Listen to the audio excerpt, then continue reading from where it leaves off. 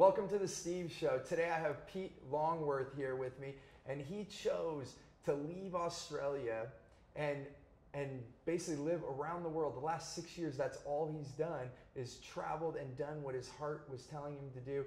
And we're just going to explore that whole story and what made that happen, how it happened, and what you can learn from that. Thanks for coming, Pete. It's a pleasure to be here.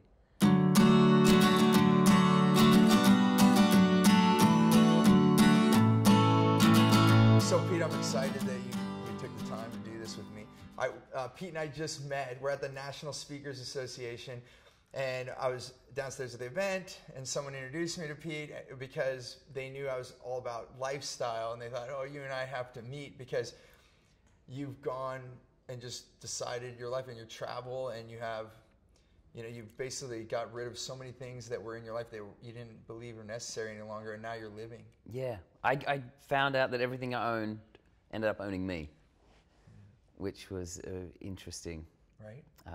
I didn't realize it at the time until I'd kind of unraveled the layers that I'd built on top of myself, and it's incredibly freeing to get away from that and just realize. It's almost like your phone. You feel like so wedded to your phone, but if you go away for 3-4 days and it's off or you don't have reception, how easy it can be to be without it. And you can live. Oh. You know, the funny thing is that you lived on Manly Beach, and so did I, and that was a turning point for me because I have 3 kids, and we had a bigger house and all those things, and we sold all that to move to Australia. And on Queens Cliff, I had like the smallest place. Like even when I was single, I had a bigger apartment. And there I am with my wife and 3 kids. We got a tiny place on Queens Cliff. I mean, it did have a veranda, and we could open up and see the beach, and we were 1 minute from Manly Beach. Just walk right down the road. And we just lived outside. You don't need all those things. And even I thought, oh, my kids can't all be in one room because it was a 2-bedroom. So I had 3 kids in one room, and my wife and I had a room, and then we had this living space that opened up, which is beautiful. And we just saw Manly Beach. And Manly Beach, Australia is just an amazing place. You should get a chance to go. But I just thought of that as I'm here sitting here talking to you. That was we cleansed ourselves of so many things. To go from there, yeah. Right? It's and it's funny, where I was living was like literally a frisbee throw from where you were when you were there. I was just in Manly, like next door, and it's such a heaven.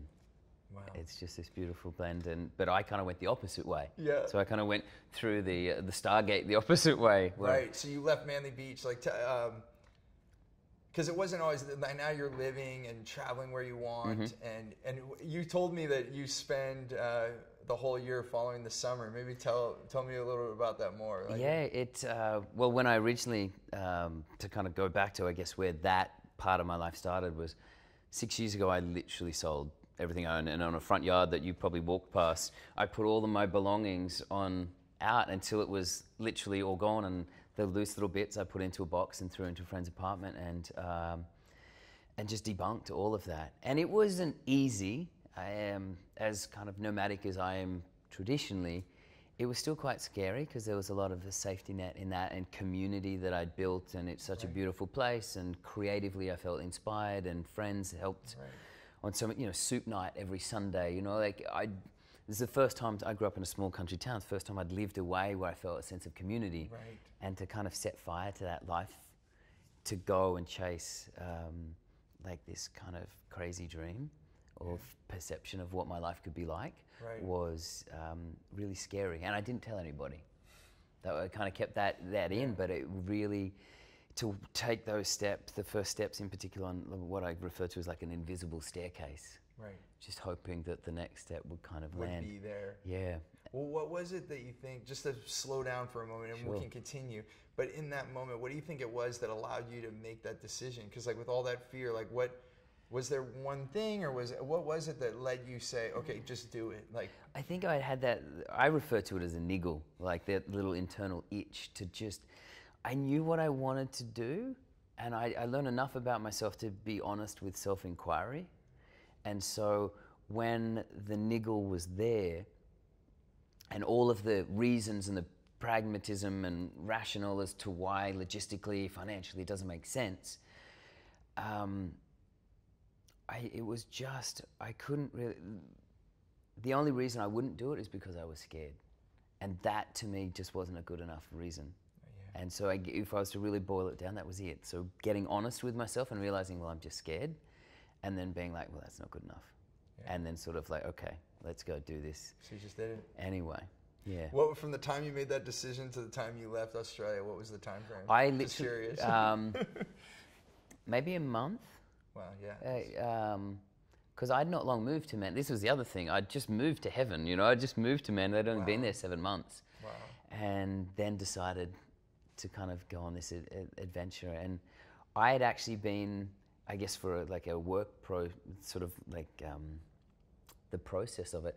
I had been living somewhere else I'd had a place for about 7 years, and to move to Manly, I'd unpacked a lot of my stuff. I'd gone from like a 3-bedroom place down to a much smaller place in Manly. So I guess I'd had a little bit of a momentum going of like what it felt like to get rid of some things. So it wasn't necessarily like just cold turkey. Right. I'd had this kind of warmed up entry, and once I got that sensation of how nice life can be without all of the tendons to things, right. It sort of gave me that little momentum. Maybe Manly does that to us, because that's the same experience I had there. We had so little and had so much life. Yes, yeah, and it just, and then with that, it doesn't matter where you end up then. Yeah. It's just a different perspective on it. It's a complete cleansing, I look at it, that I was unexpected, because I knew we were doing it, but what came of it was not what I had planned. Well, totally. Like my idea of selling everything and moving to New York, which was, I got on that big mechanical bird and that's where I went, was I wanted to be, swim with the big fish of photography. And New York was the place to do it. And so I had these dreams of doing that. And off I went.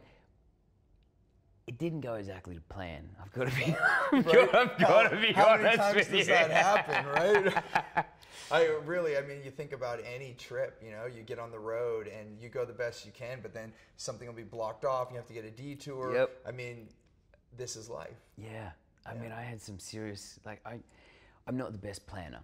Okay. I'll be honest with you. I'm better now, but certainly 6 years ago, because I flew into New York, and I'll never forget my first night, because I hadn't really planned, I hadn't really made any ideas of where I would stay. And it's like a cold, teeth-chattering night in New York, and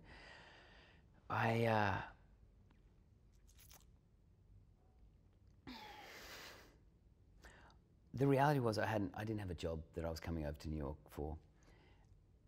I didn't even have a visa that allowed me to sort of work. I hadn't planned out where I was going to stay, and so I've ended up on this 6 by 4 foot kind of cell in lower Manhattan. Kind of felt more like a prison, and I've got from Manly Beach. From Manly Beach, and it's getting into summer, right? And now I've showed up there and I had community, I had all of those things. I've showed up, and I've never felt so alone as that night. And I'm sitting on this like moldy mattress in this Airbnb, which would have been better described as like a cupboard than a room.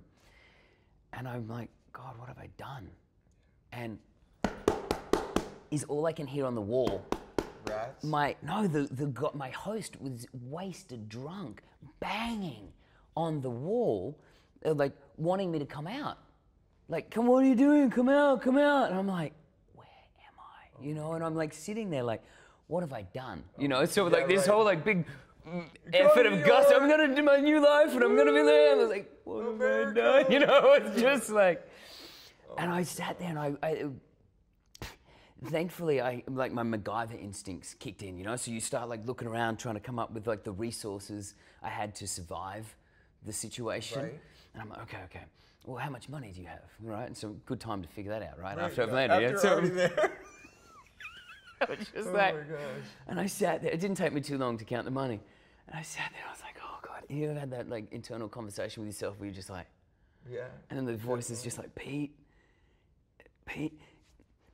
you've just moved to one of the most expensive cities on the planet. You have no job, no visa, didn't even organise somewhere to stay, and you have $2,200 to your name. And I was like,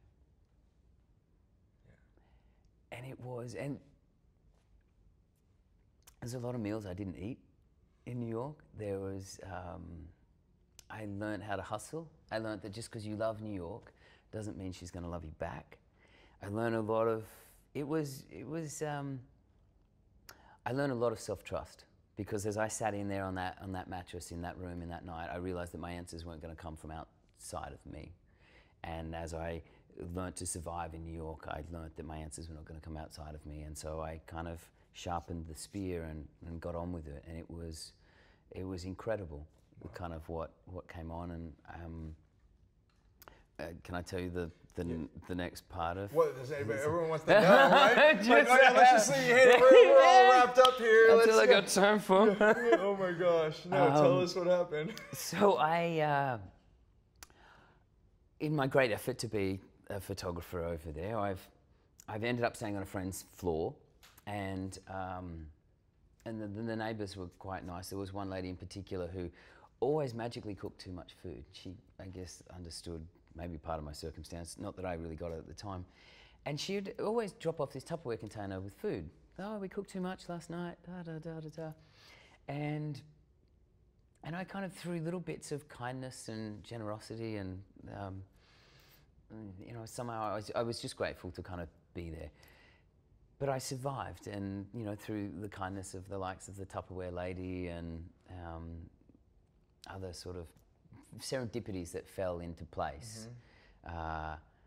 It was amazing to see what I could stomach, and, you know, being outside of my comfort zone, because again, nobody was going to get me through, and just like learning to harness what I had inside and how I could push through it was incredible for like a confidence and a self-trust side of things. As it turned out, the Tupperware lady is a very powerful woman who helped me actually understand a deeper part of who I was. Are you familiar with the Simon Sinek Start With Why?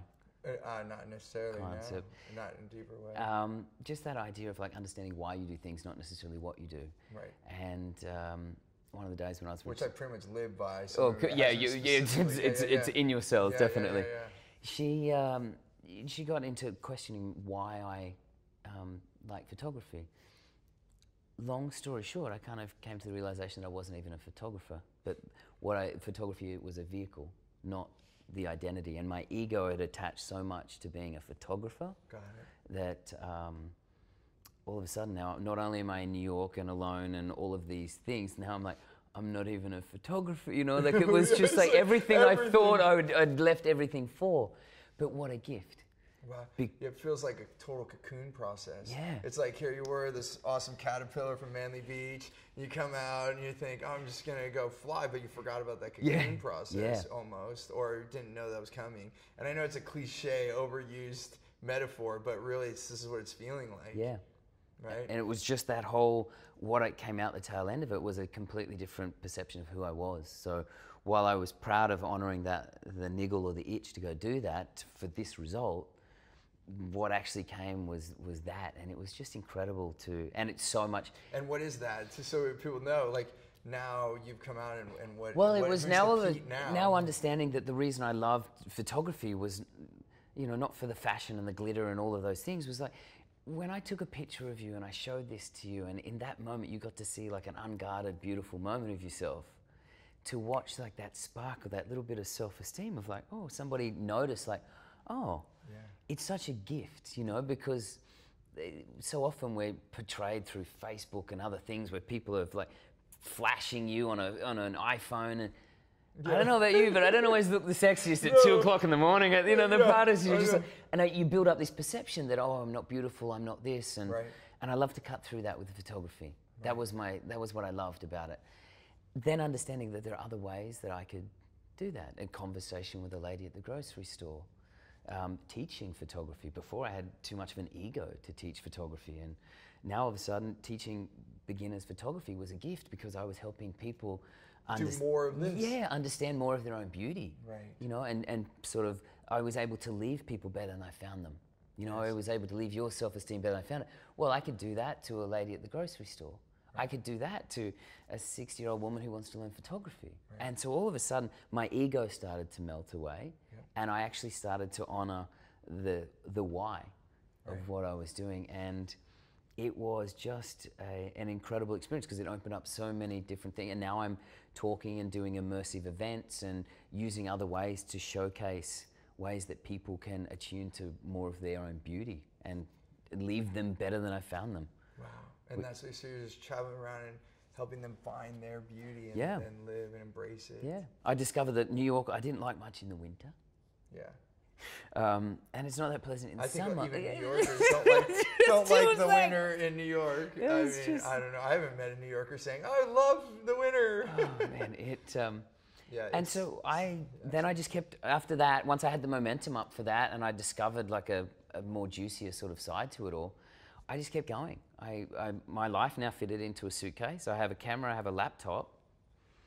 And for the last 6 years, I've not spent longer than 7 weeks in the same place. And I've managed through teaching photography, through photo sessions, through speaking engagements and creating immersive experiences and art projects. I've just continued following that serendipity. And made the income that you needed to be on the path that you're on. And people always want to know how you do that. And for me, it's not a rocket science, but I haven't had a mortgage, a lease, a car, a phone plan. I get a prepaid sort of thing for my phone. I don't have any overheads. And when I don't have the overheads, what I need to survive is a completely different thing. I have a bill. Especially leaving New York. Yeah. No, everything's on discount. You know, living in, Manly's not cheap either. That's probably why we're in such a small space, right? But when Sydney is a very expensive city as well. And when I moved back to California, I was like, everything's on discount. Yeah. I actually found New York cheap after living in Manly Beach in Sydney. Yeah. If you ever want to feel like you need to live cheap, just go to Sydney, live there, and then you can move pretty much anywhere and notice that, wow, things are cheap. Yeah, I mean, the real estate is similar, but what I found is like general public transport and food, because you can eat really, and I had to. Australia has to ship everything in so much, not as much as made in Australia, so everything has a premium. And it's just in the gourmetness of it, or whatever it is, it's going to New York, like a $3 slice of pizza, and I'm eating for a day. You know, and well, yeah, it's all bigger here. It's just like, yeah, American serving size. Yeah, it gives you 2 meals in one, right? Yeah, it's 3 meals sometimes. Well, so that's beautiful. So you shared with me, and I just want to, when we were off camera, how you follow the summer, and now, and you're living somewhere 6-7 weeks, but. Just tell me a little bit about how that goes. How the kind of the journey like goes? Traveling around, like, how does the circle go? Well, it changes constantly, but in general, like our summer down in Australia is your winter. Right. And so kind of December through to about March, I'm generally in Australia, which is our summertime. Right. In Manly or different places? Different places, and to be back at home, because I grew up on a farm, 6,000 acres out in rural Australia. So I go back home and wrestle the nephews and do all of those things. Yeah. Got it, okay. And then sort of March to May, I am generally somewhere around Asia, and then Europe for the summer, and then I love being in the States for the fall. And it changes all of the time, but in general, that's the kind of the way we sort of flow. And I'll get an event or something coming up in this place at this time, and then I just look at building out that. Everything around it. Yeah. And it's like even this event. Here we had the National in Orlando, so my family came. We planned all going around to the parks. Yeah. You know, my wife has family near here, so we're going to go there after this. Yeah. So you travel around different activities. Yeah. I had to learn a very different side of myself because, as per the story, I wasn't the best of planners. Right. And I've learnt now the benefits of actually not just being, Mr. Creative, but understanding that if I put some time into the practical side of things, that life can actually become a lot easier. So learning to actually evolve as a person has helped me maintain this lifestyle and stop the story around who I am and who I'm not. It's the words coming to me is structure, which is like a word when we go for freedom, because I did it too. I mean, big word, freedom is huge for me, and it's something that I teach all the time. And we think structure is like an oxymoron to freedom, but in fact, I've found the opposite. The more structure that I've built in my life, the more freedom I have. You know, I always ask the question. I mean, there's times when you just want to blow with the wind and just feel what that feels like. But if you're always doing that, then who's really in control? Right? Of your choice, right? Unless that's your choice. If your choice is just blow with the wind and go wherever it takes you, then that's the thing. But if you actually want certain things, then structure comes into play. And I found the more structure I've had, the more freedom I've had. Yeah. 2015, my big takeaway for the year, and it still giggles me to say, is that boundaries create freedom. And I'd lived my life like getting rid of every boundary. Like you try to put a wall up and I would knock it down, and it was just like, stay away, you know, it's walls, like just, but what it's chaos as well. And so learning to create a sense of structure, which is a word that wasn't part of my vocabulary, became the thing that's allowed me to be sustainable in this lifestyle. And so... Well, 6 years. Yeah. I just want to say that again, because this isn't like he's been doing this for a few months. 6 years, this has been your life. Yeah. And so it is sustainable. You're doing it, and you're living well, you look good. So well, I'm getting better at it. Well, right, like everyone does. I mean, no one starts anything and they're the best. Like the first day you walked, were you running a marathon? Probably not. We fell, skinned our knees. Yeah. And you walked in here to do this interview. You know, you didn't crawl. Yeah. So... one thing I'd love to, I guess, share that I probably has been last year's and the current understanding, because every year, because it's nice too, because I do these big cycles around, then I end up back where it all began, like out with the folks in a tiny country town.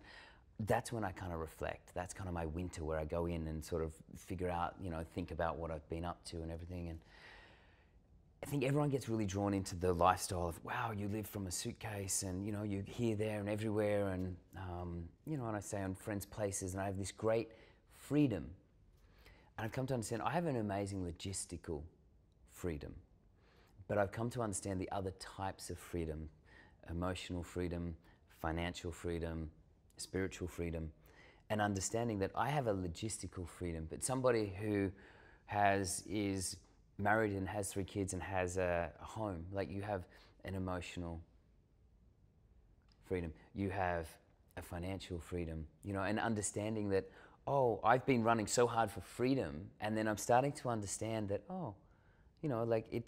there are other types of freedom as well. And just because I might have logistical freedom, I still need to honor other levels of freedom. And so I'm learning to balance out on that as well. So some people are like, that's freedom. It's like, well, understanding that there are different types of freedom. There's so much depth. Yeah, and that you don't have to be living out of a suitcase to have a sense of freedom. And that's also your choice, the way that you chose to live. My wife was actually talking, and I've shared this on other episodes. My wife was looking at, if we wanted to go to live in every country, it would take we'd only be able to have 3 weeks in each one. Yeah. Like with some, I forget what life expectancy she put for it. But that's how fast, and we don't even want to do that. Like when we do travel, we would like to, stay and learn the culture and be there. So, so that's not even going to be, but I would just want to say that it's something that we've even looked at, considering like, hey, where do we have it? And we do like that where I'm living now is the first time in my life. I always wanted to travel, and I always had, and where I lived didn't matter to me. It was just a place. Yep. And this place that I'm at now is the first time in my life that I'm like, oh my gosh, this is actually something special. And I do leave. Like right now I'm on the road for 3 weeks, but I'm already feeling I'm halfway through that journey. And I'm already feeling like, I can't wait to go back. Yeah. There's something magical about the land that I'm living on now, and I teach there. And so actually, since Manly Beach, I never even wanted to have a big place again. Yep. And this big place that I have now is for teaching. Like Beautiful. People come there into the woods, away from everything else, and they get to spend time with me. And I call it life-changing hospitality, because that's what we do. And Beautiful. It has a reason, though. It's and we're bringing that too. It's a choice, like this may be a period of your life, and then you'll find something like I have. If I didn't, I'm sure I would have kept going more and more on the quest. And it doesn't mean I've stopped travel, but we can go travel for 2-3 months and then go back to the base. Yeah. Like you still do that. You go home every winter. Right? I find my place to kind of recuperate and sort of restore the energy. Yeah. And I am actually starting to understand the beauty.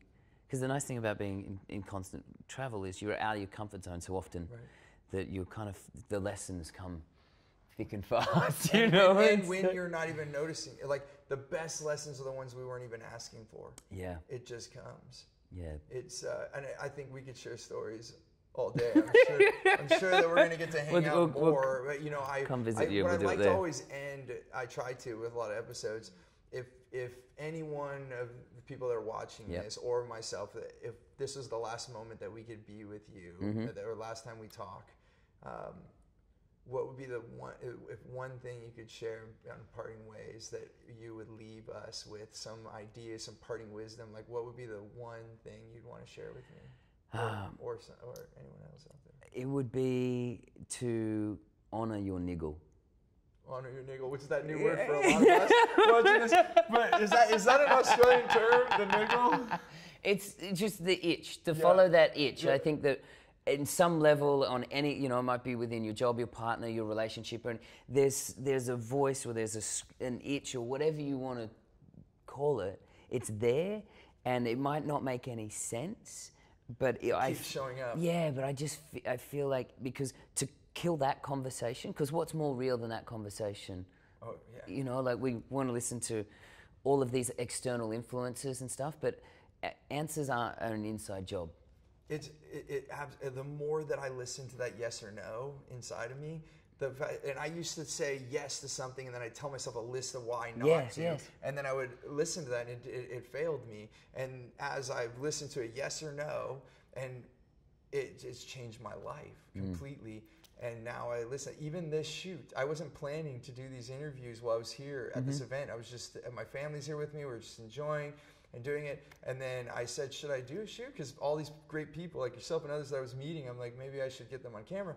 And then it was like, yes, I should. And then I call and I got a crew like very easily. And then I got this room very easily, you know, like, so it's, when I listen to the yeses, it falls and it's easy. Yes. Like it just flows. And when I'm not listening to that voice, it gets hard. Yes. And it hurts. Yeah.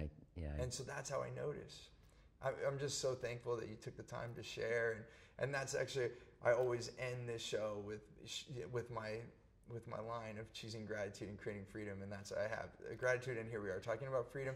I'm just curious, like, as you know, anybody has questions or aha moments, I like when they share like what they got from our time together. Is there a place that people can connect with you? Yeah, website's always a nice place. PeteLongworth.com or theartofseeing.life is beautiful. That's theartofseeing.life is theartofseeing.life, and we'll put those links in here so people can grab it and, you know, share those moments that you got from this, and also share what questions you have. I would so love to hear people's sort of experiences, similar or dissimilar, and where, you know, or what the niggle. Yeah, what's your niggle? What's your niggle? Yeah, I would love to just. It does. Yeah. I love it. What's your niggle, and what you took away from this, or what questions you have, and both of us will be there to answer. Either you can put the message here, or you can. You know, go to Pete's site and let's communicate through this. Yeah, I'd love to create a channel. Yeah, we can put it right here in the thread. And, you know, so until next time, as always, choose gratitude and create freedom.